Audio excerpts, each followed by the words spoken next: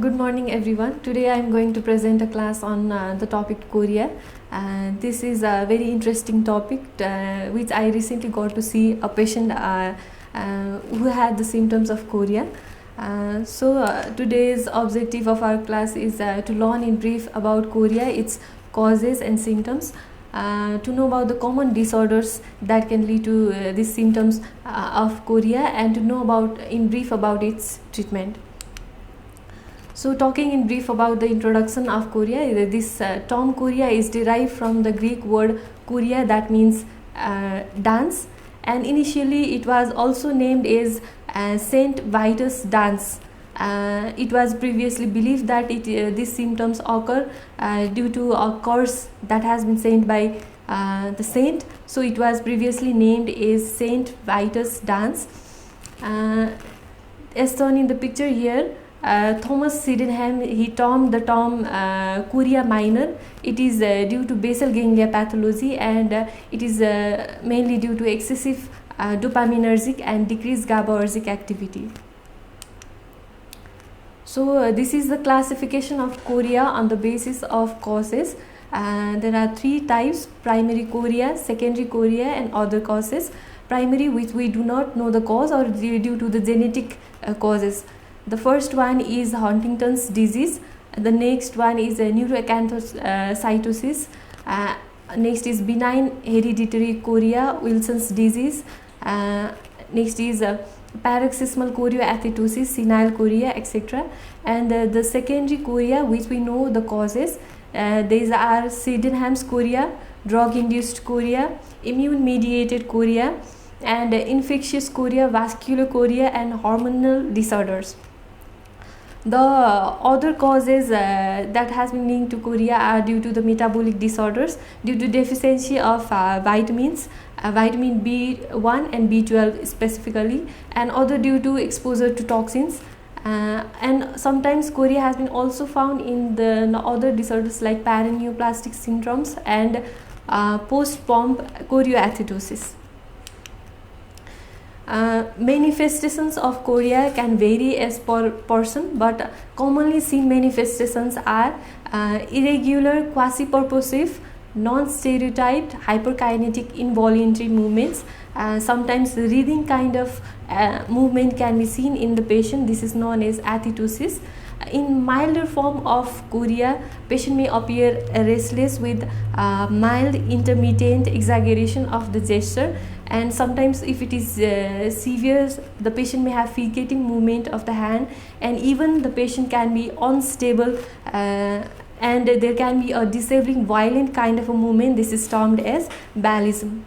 The manifestation is random in terms of distribution, in terms of time and duration. Generally it is said that if the patient have hemichorea, that is limited to one side of a body, then this generally suggests the focal onset or focal brain region, but this is not specific sometimes. And mainly the symptoms of chorea, this involves distal muscle, but sometimes patient may have the movement or the manifestation in proximal muscles as well. The symptoms they decreases on resting and in sleep, and exaggeration of the symptoms are found in case of anxiety symptoms, if the patient is anxious. This is associated with a hypotonia, and there is a motor impersistent that the patient is unable to sustain any kind of voluntary movements. There is a term, there is a sign in case of chorea. This is known as pronator sign, when there is a hyperpronation of the hand with the palms facing upward when the patient is asked to lift his hand above the head. Another sign is milkmaid sign. When we ask any patient of the chorea to shake a hand, then the patient may grip hand and release the finger as if milking.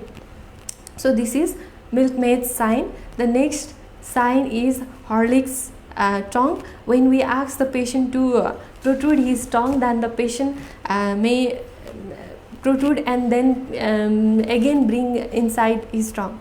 The another is parakinesia. When the patient tries to use this involuntary movement for some purposes, like changing his goggles or adjusting his goggles, etc. Another is a hung up reflex. When we elicit some kind of a deep tendon reflex, then there is slowness of relaxation phase of these reflexes. Now we move on to common causes that we see of when the patient manifests the symptoms of chorea. Commonest cause is this one, Sydenham's chorea. This is basically major manifestation of rheumatic fever, mainly seen in the child of 8 to 10 years, male in female than in male.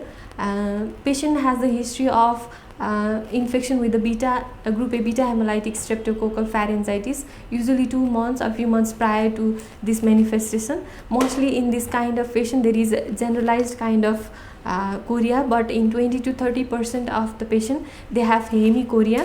Other associated symptoms are hypotonia, tics, vocalization, dysarthria and gait disorder, and in 80% of the patient there is a symptoms, there is carditis is also seen.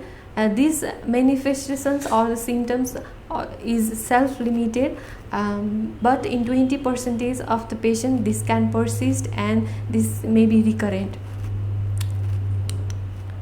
The next cause of chorea is Huntington's disease, which is a autosomal dominant disorder that have the progressive it is also a progressive neurodegenerative disorder. This has the symptoms like chorea, cognitive decline and behavioral changes. In cognitive decline, the patient may have symptoms like difficulty in problem solving, and in behavioral manifestation patient have anxiety, restlessness, and sometimes even psychotic symptoms can be manifested.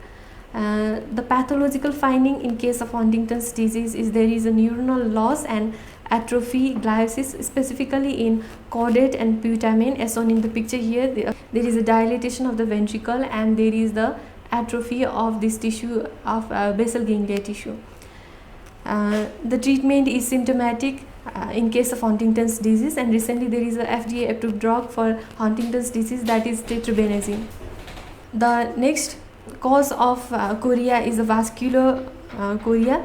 This is a commonest cause of non-genetic chorea. It's seen in ischemic or hemorrhagic lesion of basal ganglia and adjacent white matter. The treatment similarly in this case is also use of neuroleptics, can be typical or atypical antipsychotics, and if there is a persistent movement disorder, in this case we can also go on for surgery like thalamotomy or posteroventral pallidotomy. There is a next cause of chorea, that is non-ketotic hyperglycemic chorea. This is most common metabolic cause of chorea balismus. This is mainly seen in elderly female. Here we can find triad of non-ketotic hyperglycemia, hemichorea and basal ganglia. In MRI T1 we can find high signal. The main treatment in such kind of manifestation is control of diabetes mellitus itself, and sometimes for the acute manifestation we can also use neuroleptic drugs. So how we diagnose this chorea is, as I talked earlier, depending on the etiology we do different kinds of tests. Main important is the history, that is in most of the cases. For post-infectious cases we require proper history and examination, and if we must inquire in patient if there is evidence for streptococcal infection. In autoimmune cases like systemic lupus erythematosus and basal ganglia encephalitis, we must always test for anti-nuclear factor, anti-nuclear antibodies, platelet count, antiphospholipid antibodies, and sometimes we can go for MRI imaging. In drug induced, there is important that we take history if there is use of any this kind of a drug like anticonvulsant, antiemetics, oral contraceptives, psychotropic agents or any stimulants. In endocrine disorder, one I just briefly talked in previous slide regarding the diabetes mellitus. Next is the next common cause is hyperthyroidism. We must inquire about the thyroid function test and examine the thyroid gland. other hormonal causes of chorea, like chorea gravidarum, we must do pregnancy test. In case of hereditary causes like benign familial chorea, Wilson's disease, Huntington's chorea, we must always examine eye by slit lamp examination, and there are genetic studies that has recently came up. We can also examine for serum copper for Wilson's disease. In case of vascular chorea, to inquire for any structural or vascular ischemic lesions, we must always take history, proper examination, and imaging is the must. For the treatment of chorea, there in case of secondary chorea, we must always recognize and treat the underlying disorder. We can also go on for the anti-dopaminergic therapy for the acute manifestations like reserpine or tetrabenazine. We can use typical and atypical antipsychotic drugs, specifically atypical antipsychotics like olanzapine, given lesser side effects. We can also go on for benzodiazepines like clonazepam, diazepam, and alprazolam. There are also glutamate antagonists like amantadine that we can go on for, and there is always beneficial if we use adjunctive therapies like occupational therapy, physical therapy, and speech therapy. So this is all about today's class. Thank you.